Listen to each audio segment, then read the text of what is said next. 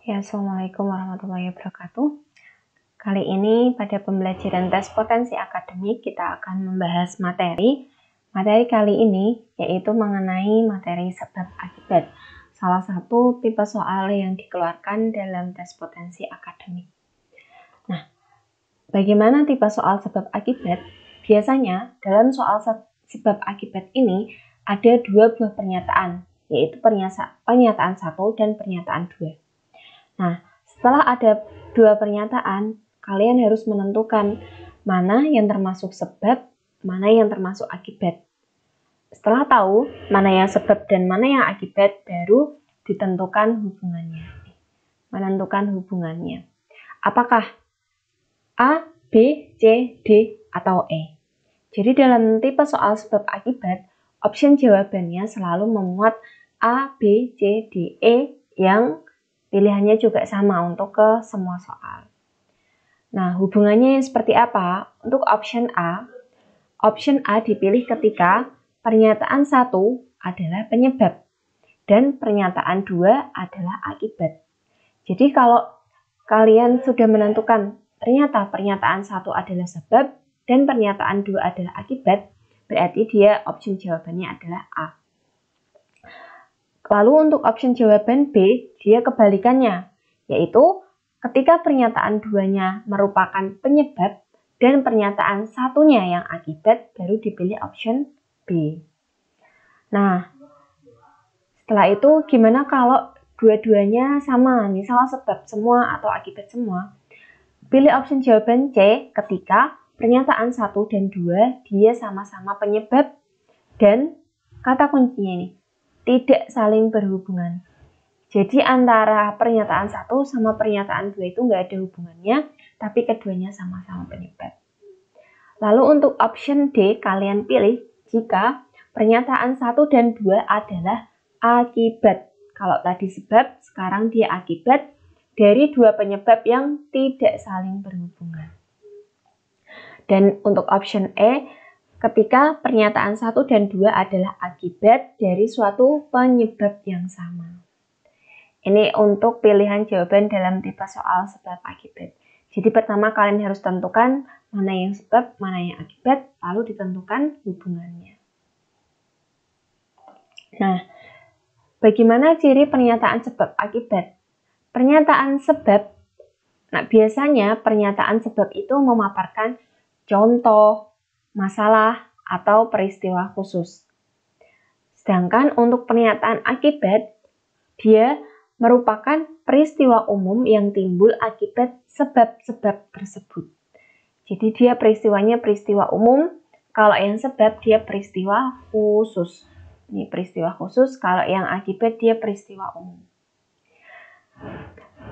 Kedua pernyataan merupakan pernyataan sebab akibat jika terdapat hubungan yang logis antara pernyataan yang menjadi sebab dan pernyataan yang menjadi akibat. Jadi kalau ada kaitannya, dia saling berhubungan. Nah, sekarang kita lihat contoh soal. Yang pertama, pernyataan pertama, ibu hamil kurang mengonsumsi susu. Yang kedua, nyamuk Aedes aegypti menggigit ibu hamil. Manakah di bawah ini yang menggambarkan hubungan pernyataan 1 dan 2? Jadi kita lihat ya hubungannya. Nah, kita lihat di sini option jawabannya selalu sama. Nah, kita uraikan. Ibu hamil kurang mengonsumsi susu. Ini pernyataan sebab atau akibat? Sebab ya, ini pernyataan khusus. Berarti ini dia pernyataan sebab. Lalu yang B, nyamuk Aedes aegypti menggigit ibu hamil. Berarti dia juga sebab. Berarti kedua pernyataan ini penyebab. Apakah dia saling berhubungan? Tidak saling berhubungan. Nah, kenapa kita bisa menentukan dia sebab? Kemungkinannya adalah kalimat pernyataan pertama, ibu hamil kurang mengonsumsi susu, sehingga kebutuhan nutrisi tidak tercukupi. Berarti dia sebab, akibatnya ini. Kebutuhan nutrisi tidak tercukupi. Lalu yang nomor 2, nyamuk Aedes aegypti menggigit ibu hamil, sehingga ibu hamil terserang demam berdarah. Ini juga sama pernyataan sebab. Jadi pilihan jawabannya adalah C. Pernyataan 1 dan 2 adalah penyebab tetapi tidak saling berhubungan. Iya, jawabannya yang C.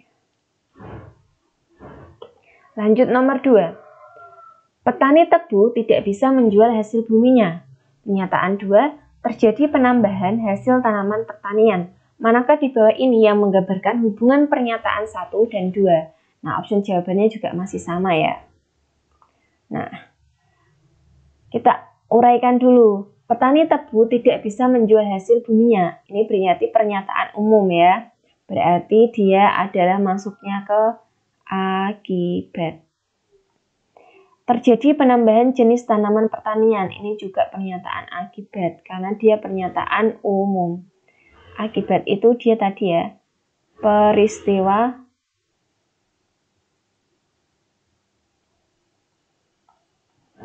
umum.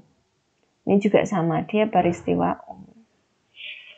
Nah, kenapa dia bisa dinamakan akibat? Kemungkinannya adalah petani tebu tidak bisa menjual hasil buminya dikarenakan hasil panen tidak layak giling. Lalu yang pernyataan 2, terjadi penambahan jenis tanaman pertanian dikarenakan kebutuhan hasil tanaman pertanian masih sangat besar. Jadi karena keduanya akibat, kita lihat hubungannya apa? Dia saling berhubungan enggak? Ternyata dia tidak saling berhubungan. Kenapa tidak saling berhubungan?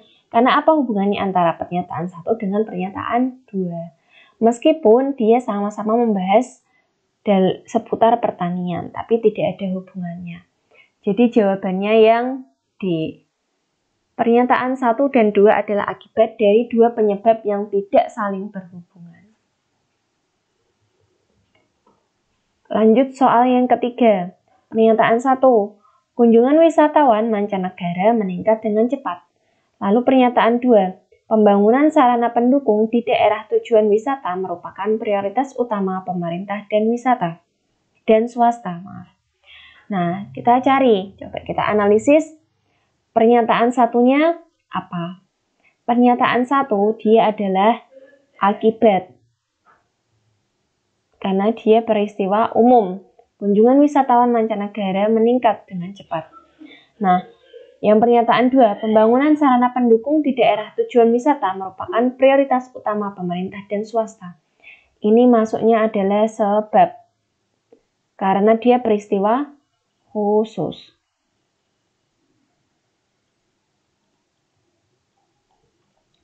Berarti pernyataan 2 sebab, pernyataan 1 akibat. Jadi jawabannya adalah yang B.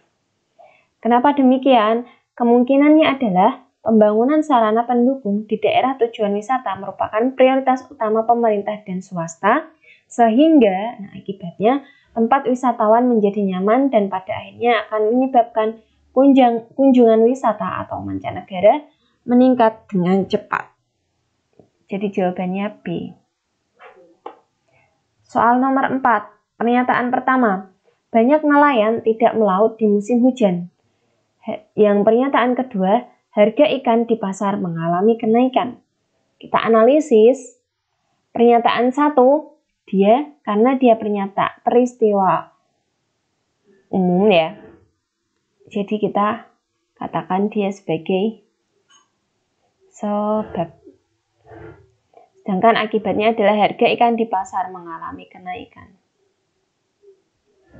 Jadi jawabannya pernyataan 1 adalah penyebab dan pernyataan 2 adalah akibat.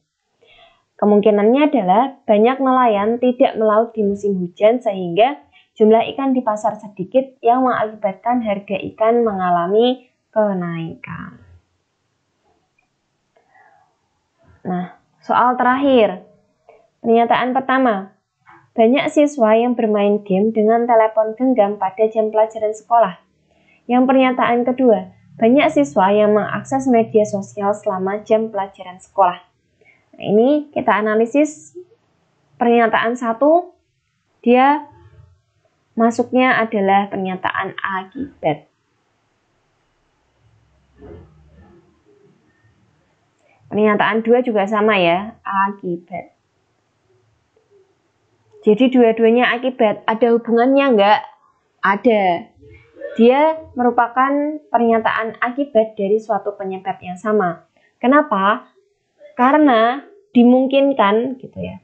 Dengan diperbolehkannya siswa membawa telepon genggam pada saat sekolah mengakibatkan adanya pernyataan 1 dan pernyataan 2. Sehingga jawabannya adalah yang E.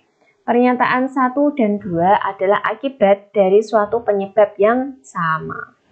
Nah, itu tadi 5 contoh soal untuk materi soal sebab akibat. Jadi bisa ada gambaran ya dalam mengerjakan soal sebab akibat. Sekian untuk materi TPA kali ini. Semoga sukses untuk tes UTBK dalam mengerjakan TPA dan TPS-nya dan bisa diterima perguruan tinggi yang diinginkan. Sekian dari saya. Kalau ada pertanyaan bisa hubungi saya. Wassalamualaikum warahmatullahi wabarakatuh.